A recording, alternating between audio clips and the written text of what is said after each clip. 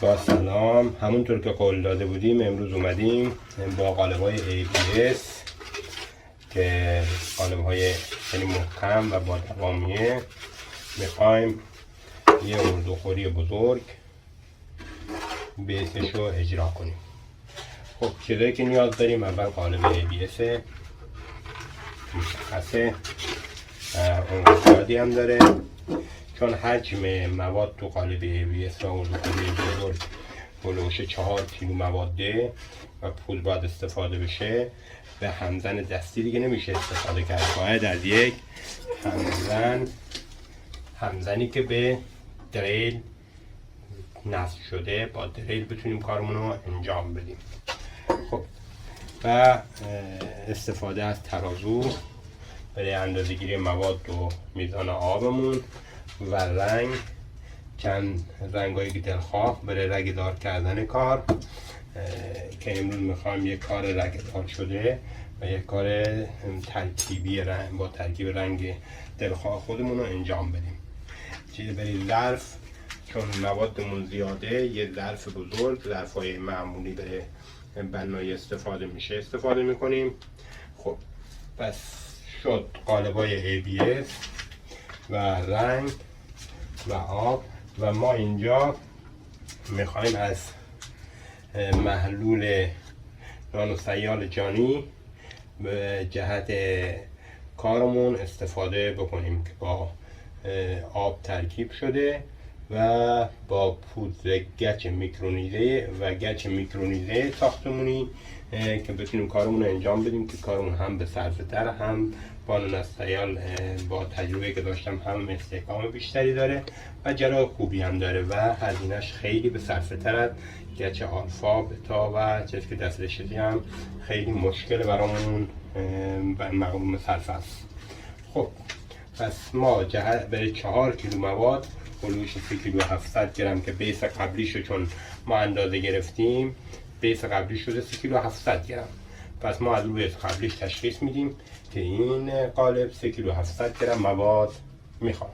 اگه بیس قبلی نداشتین میتونین این ظرف رو پر آبش کنید و وزن آب رو به دست بیارین و تقریبا وزن آب و همون وزن آب شما پودر و مواد پرکننده برای قالبتون نیاز داریم. خب پس برای 4 کیلو گفتیم به ازای هر 1 کیلو 300 گرم ما آب نیاز داریم. پس برای 4 کیلو میشه 1 کیلو 4 تا 300 گرم 4200 گرم یعنی 1 کیلو 200 گرم ما مواد با آب و داخلش نانوسیال باشه ما نیاز داریم. خب پس اول آبمون رو باید آماده کنیم.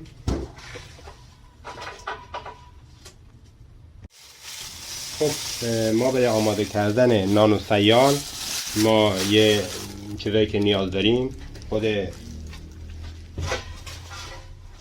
نانوسیال جانیه که برای استحکام دهنده گچ و استفاده برای روون کردن مواد بتونی و گچی ماست که استفاده میکنیم که برای گچ ساختمونی چون ازش استفاده میکنیم و گچ میکرونیزه یا علک شده است برای روون کردنش و اینکه استحکامش رو زیاد کنه از این روون کننده یا نانوسیال جانی استفاده میکنیم که تو سایت دیجیکال تو سایت معتبر میتونید تو اینستاگرام سرچ کنید و میتونید خریداری کنید. نمایندگی هم تو اکثر شهرها داره. برای که جهت این که یه مقدار زمان کارمون بیشتر بشه برای رگه‌دار کردن ما یه پودری به نام پودر دیرگیر گچ که به ازای هر 10 کیلو 3 تا 4 گرم ما به ظرف آبمون اضافه میکنیم. به اضافه هر 10 کیلوگرم آب 3 تا 4 گرم بهش اضافه میکنیم تا بهمون زمان بده. هرچند میخوام زمان بیشتری داشته باشیم من مقدارش یه مقدار بیشتر بریزیم تا زمان کار بیشتری داشته باشیم. خب بعد از این که آبمون آماده کردیم و بهش دیرگیر زدیم و حلش کردیم از همون آبی که دیرگیر داخلش داره، مقدار 1 کیلوگرم آب داخل یه ظرف جداگانه میریزیم و از نان سیال ترازومون رو صفر میکنیم و مقدار 50 گرم، چون ما 25 گرم از قبل داشتیم، 25 گرم دیگه چون ما آب اضافه کردیم 25 گرم دیگه بهش اضافه میکنیم تا اون 50 گرم مواد نانو سیال داخل آبمون باشه. ضمناً قبل از اینکه استفاده کنیم حتما یه چیز فراموش شد، باید اینو هم بزنید تا موادی که تهنشین شده قشنگ میکس بشه. خب بعدی که آماده شد، مقدار در هر کیلو 50 گرم باید ما مواد بریزیم استفاده کنیم. خب من 25 گرم از قبل، 25 گرم دیگه من استفاده میکنم ازش.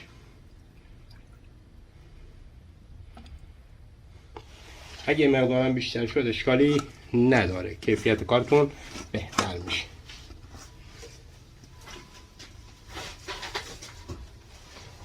پس وقتی آب با نان سیال میکس شد درش میبندید، با آبرم یه میکس میکنیم یه چند ثانیه تا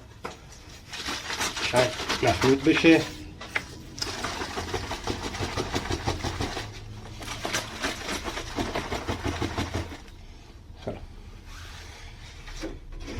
وقتی موادمون آماده شد ما برای کارمون که مواد اردوخوری قرار بود ما بیسش رو انجام بدیم، 1 کیلو و 200 گرم آب و مواد نانو نیاز داشتیم.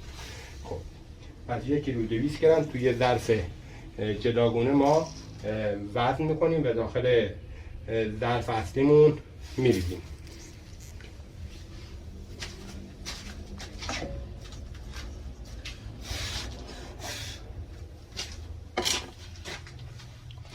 دوباره ترازومون رو صفر میکنیم و مقدار به ازای هر کیلو 300 گرم 4 کیلو نزدیک ما نیاز داریم که میشه 1 کیلو 200 گرم.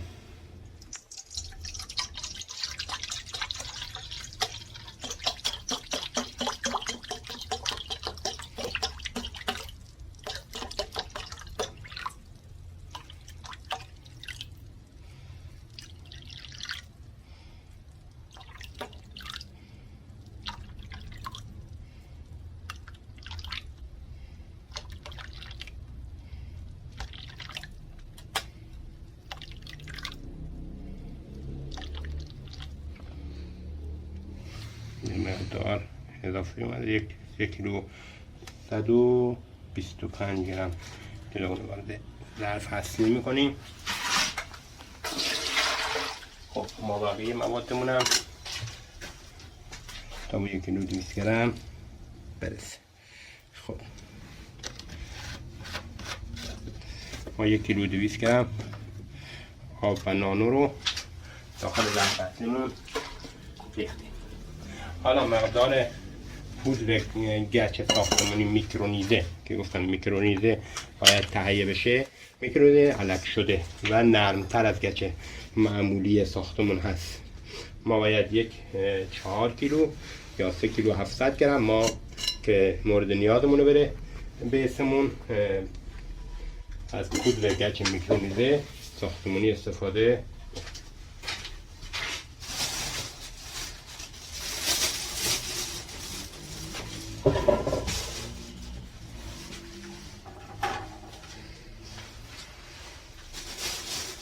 اول ترازومون رو باز مجدد صفر میکنیم.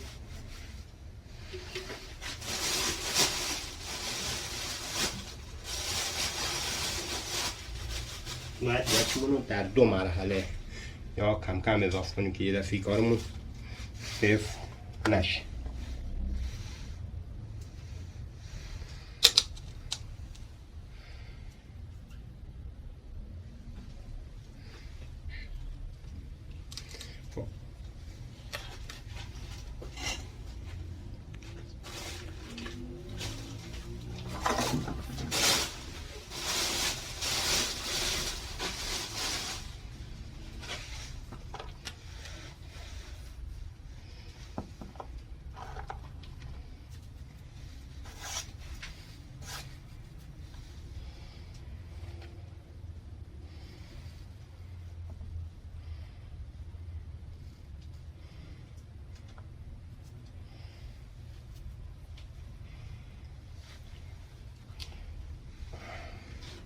در 2 ظرف مختلف آماده میکنیم که بتونیم کارمون رو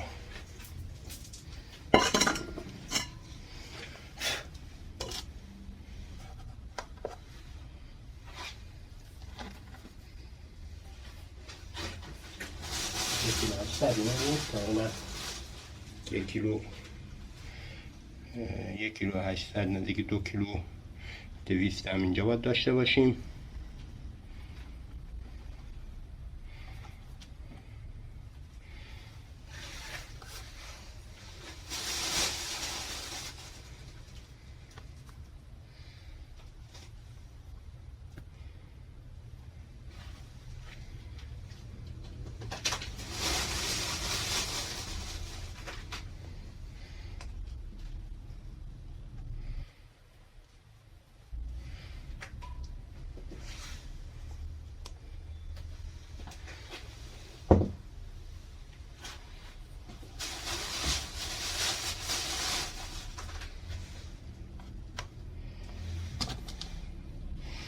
تقریبا موادمون آماده است. تا جهت میکس کردنش ما باید فعل نیاز داریم که گفتم همزنش باید همزن بزرگ باشه چون موادمون زیاده. اول 2 کیلو موادمون رو کامل میریزیم و با احتیاط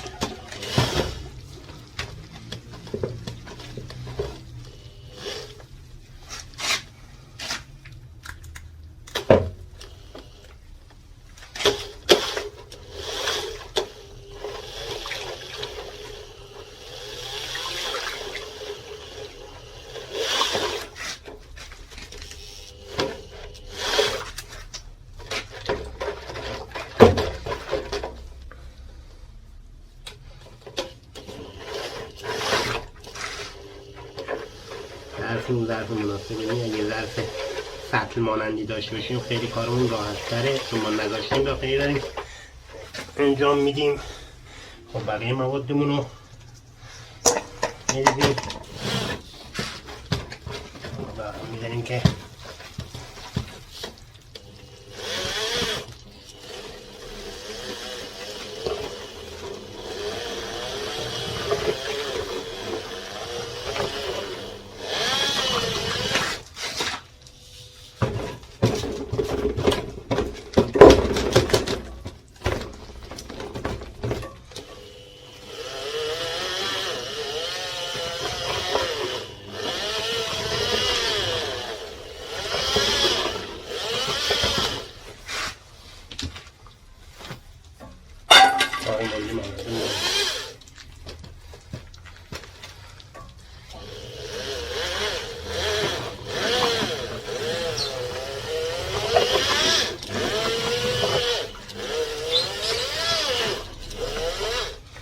پای چیزی هم دور بریش میدیم تا کناره هاشم چیزی ازش نمونه.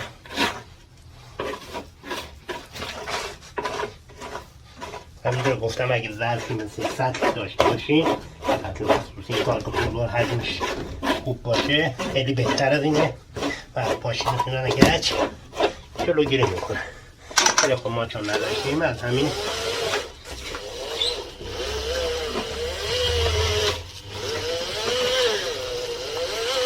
اولی که سفته با همدن و آخرش میتونیم با دست همدن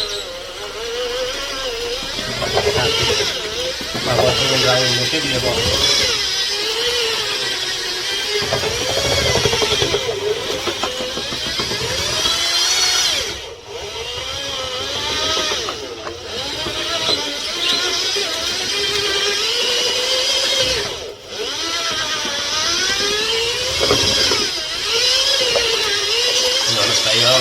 کمک میکنه تا گرد حالت شیرنی خودش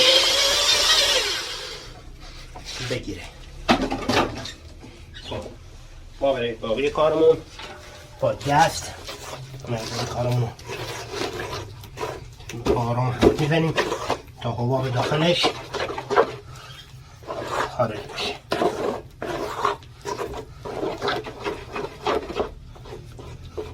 اگه چیزی هم داخلش گرهی داره، گره رو حل میکنه تا داخل هیچ چیز اضافی نباشه.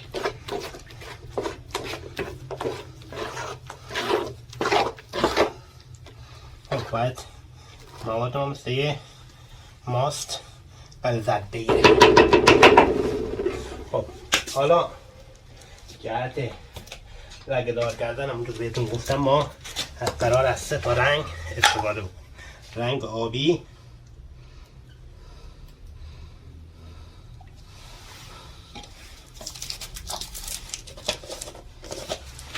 رنگ قرمز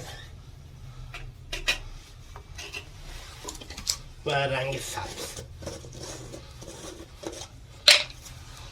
ترکیب رنگ زیبایی رو به ما بده. خب همونطور ببینید یه ترکیب رنگ سبز و آبی و قرمزی به ما داد. خب همونطور گفتم باید قالب ABS-مون رو با اسپری سیلیکون قبلش از فاصله 20 سانتی همه جاشو برای که راحت تر از قالب جدا بشه ما اسپری سیلیکون بزنیم. خب حالا موادمون رو با حالت سوزنی وارد کار میکنیم.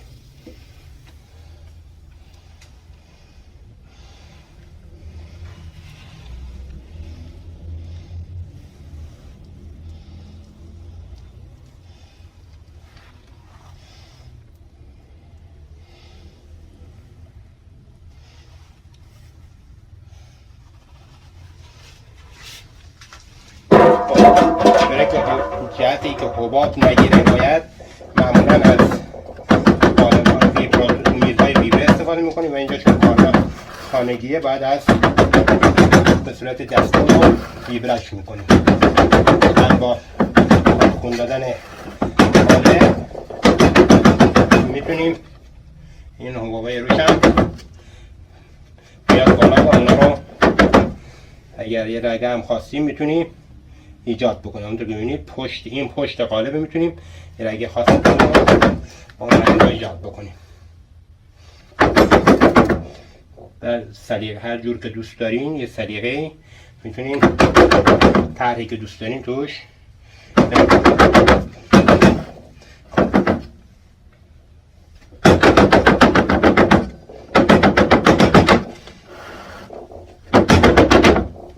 اگه جایی هم حبابی دارید میتونید با ترکوندنش اون حباب رو رفت بکنید.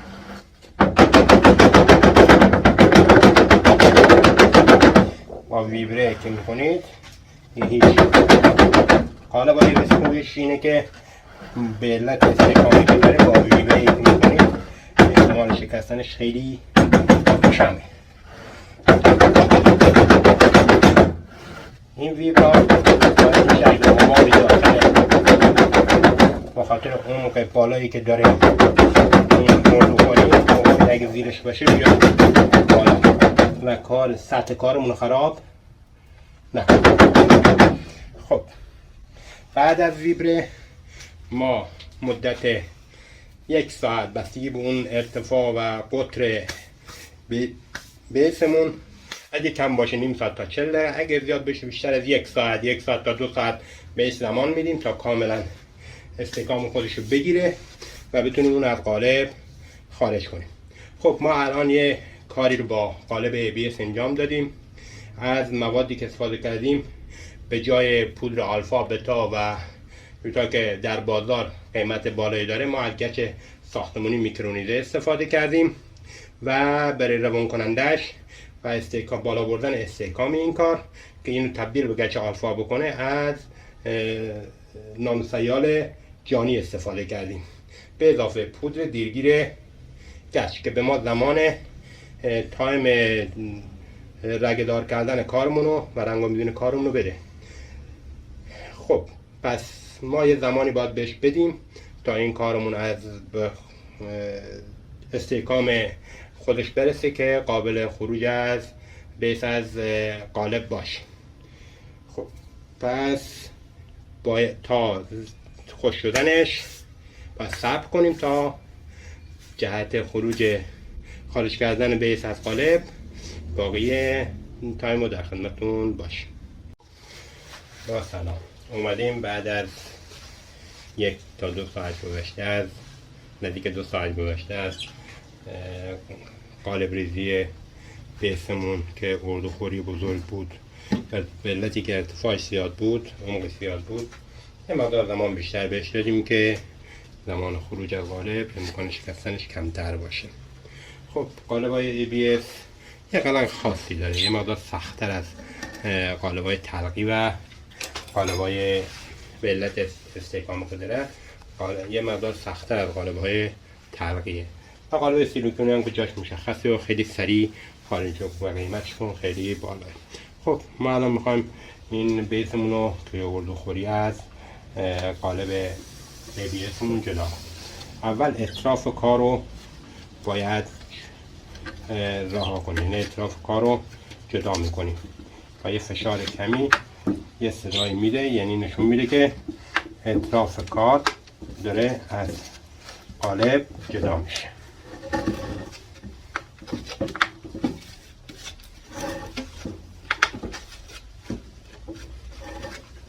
با فشار کم باید طوری رفتار کنیم که هم به قالب صدمه نزنیم، همین که بیسمون رو راحتی ازش جدا کنیم. قبلش هم که به سیلیکون زدیم، حالا تا حدی به ما کمک میکنه.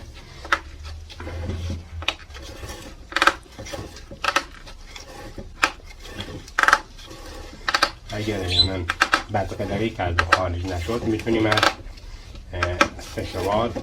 فشارهای خونگی یا صنعتی چیزی که داشتیم ازش استفاده بکنیم.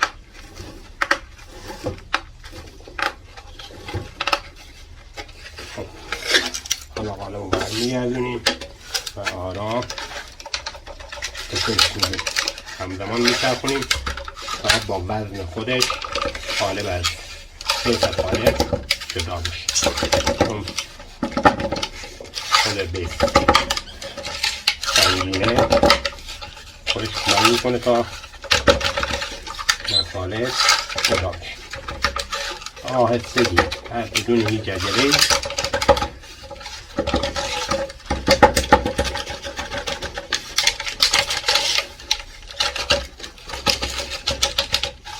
اگر با همین تکوناج از قالب در اومد خب زبه ها، اگر نیومد میتونیم با فشار، حالا من یه مقداری براتون با اینکه داره در میاد ولی جهت آموزش با فشار مقدار به قالب رو گرم میکنم با کمک به راه شدن بیس از قالب کمک کنم. حالا با فشاری که میبینید فشار صنعتی، اگه فشار صنعتی استفاده میکنید با یه فاصله مشخص که باعث فرم شدن قالبتون یا سوختن قالبتون نشه، چون دمای این فشارها بین 600 تا 800 درجه است و امکان این که قالبتون خراب بشه با یه فاصله گرم میکنه قالبتون رو اطرافش رو و کمک کنه به گرم شدن قالبتون.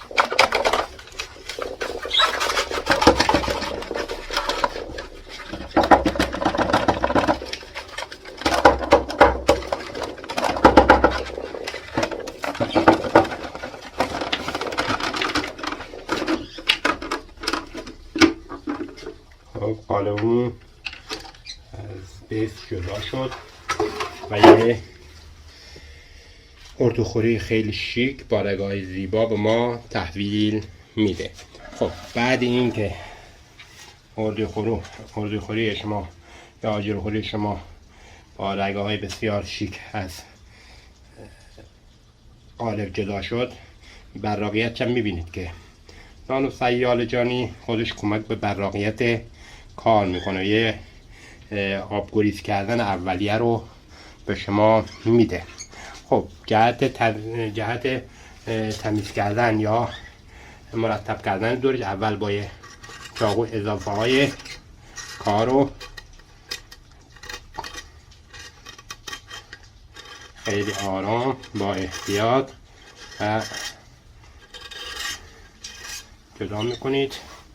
قالب بیس چون سنگینه باید احتیاط کنید که از دستتون رها نشه.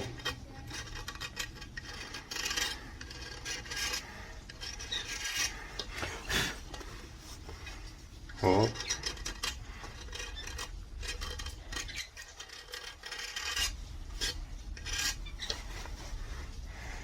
معمولا قیمت اینجور کارهای سنگ تو بازار خیلی گرونه. شما این قالب که حدوداً 4 کیلو مواد برده با آجران سیال جانی بیشتر از 50-60 تومن نهایت با تمام کارهای آماده سازی و ضد آب و همه 50-60 تومن هزینه براتون داره و اولوش 200 تا 300 هزار تومن به راحتی در بازار قابل فروشه.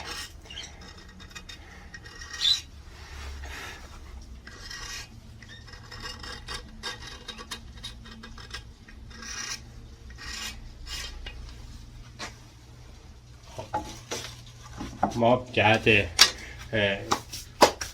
بهتر کردن کار از خنباده 400 استفاده میکنیم و لبه ها رو بعد از اینکه تمیزسازی اولیه باز خنباده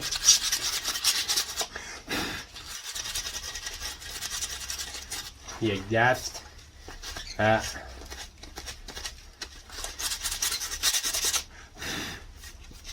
تمیزکاری نهادی رو بهش میدیم تا کیفیت و زیبایی کارمون دو چندان میشه.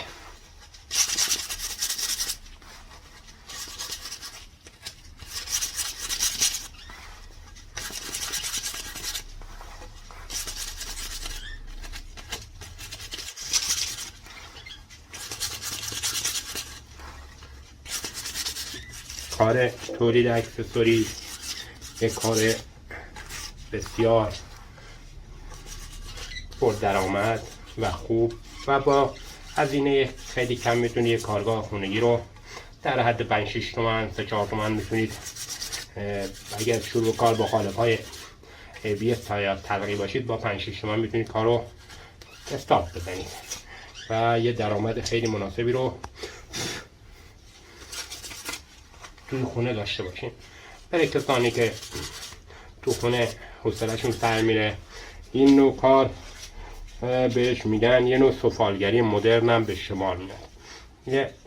وقتی یه چیزی رو خلق میکنید که به این زیبایی برای واسه خودتون هم یه لذت خاصی داره که بهتون یه آرامش لذتی میده. خب رگه های زیبای ظرف رو میبینید که به چه زیبایی جهت آجینخوری اردوخوری. بعدی میتونید زیرش پایه با اینجا چند تا پایه زیرش نصب بکنید. پایه های فلزی که تو بازار موجود هست میتونید نصب بکنید که خیلی زیباتر و کارتون شیک‌تر و به قیمت با ارزش افزوده بیشتری خواهد بود. خب امروز ما کار با قالب ABS، قالب ریزی، خروجش از قالب و همینطور کار رگه دار کردن بیس رو ما انجام دادیم. خب این قالب فعلا میبینید به این زیبایی. اگر این بعد از جلا خوردن و لاک سنگ یا بارزین PM1 که شما اینو براق کنید و ضد آب و هم استحکام بهتر و هم براقیتش چند برابر میشه که اون لحظه میتونید زیبایی کارتون رو به وضوح ببینید. خب اینم از این جلسه که با همدیگه آموزش خلقه خردوخوری بسیار زیبا با محصولات نانو سیال جانی که بسیار هزینه کمی نسبت به پودر آلفا و بتا و یوتا داره ما انجام دادیم.